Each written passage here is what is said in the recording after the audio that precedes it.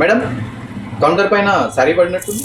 శారీతో పాటు ఇక్కడ ఒక నెక్ సెట్ బాక్స్ ఉంది, అబ్జర్వ్ చేసావా? ఓ అవును కదా, అందులో ఉన్న నెక్ సెట్ కూడా మ్యాచింగ్ ఉందా ఏంటి? బాక్స్ మ్యాచింగ్ ఉంటే నెక్ సెట్ మ్యాచింగ్ ఉండాలని ఇక్కడ రూల్ ఉందా? బట్ దీనిలో ఉండే నెక్ సెట్ అయితే అల్టిమేట్ గా ఉంటుంది. ఇట్స్ జస్ట్ వావ్ ఫ్యాక్టర్, తెలుసా? Can you please reveal it? Sure గా.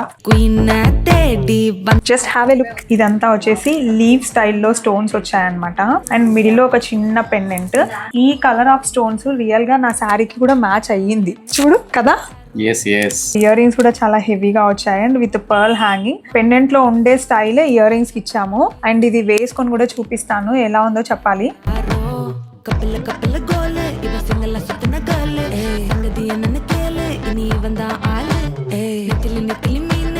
నువ్వేదో మ్యాచింగ్ అన్నావు, బట్ రియల్ గా మ్యాచ్ అయింది. Really it goes well with my sari కదా.